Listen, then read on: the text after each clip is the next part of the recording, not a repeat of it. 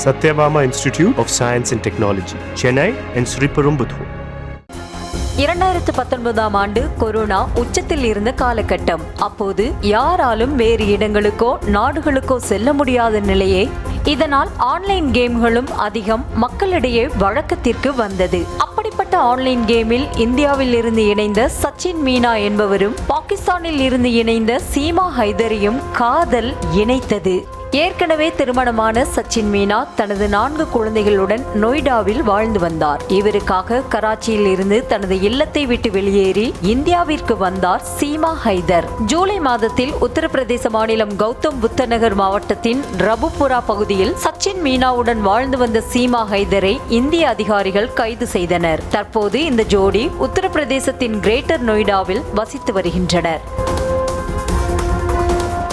இப்போது பஹல்காம் பயங்கரவாத தாக்குதலுக்கு பதிலடி நடவடிக்கையாக இந்திய அரசு பாகிஸ்தான் குடிமக்களுக்கு விசா சேவைகளை இடைநிறுத்தியதாக அறிவித்துள்ளது. இதனால் பாகிஸ்தானின் மகளாக இருக்கும் சீமா ஹைதரை நாடு கடத்த வாய்ப்புள்ளதாக கூறப்படுகிறது. இதற்கு சீமா ஹைதர், நான் பாகிஸ்தானின் மகளாக இருந்தேன், ஆனால் இப்போது இந்தியாவின் மருமகளாக இருக்கிறேன் என்று பதிலளித்துள்ளார்.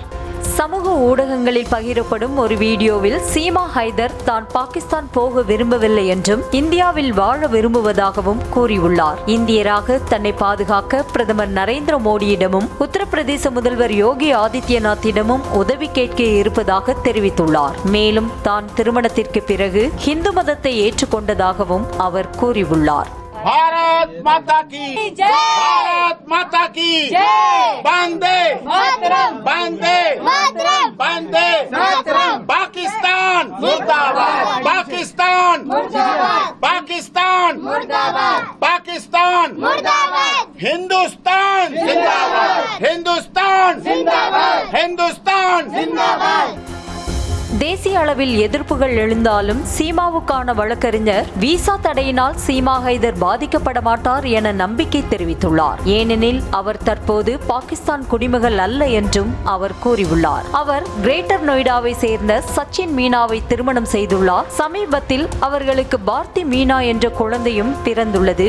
எனவே அவரது குடியுரிமை இப்போது அவரது இந்திய கணவருடன் தொடர்புடையது. எனவே மத்திய அரசு கூறியபடி விசா காலக்கெடு அவருக்கு பொருந்தாது என்று அவரது வக்கீல் ஏபி சிங் தெரிவித்துள்ளார்.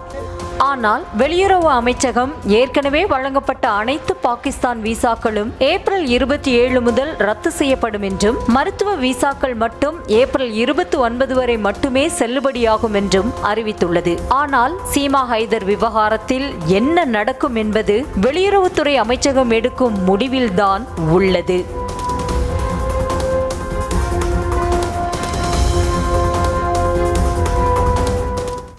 Satyabama Institute of Science and Technology, Chennai and Sriperumbudur.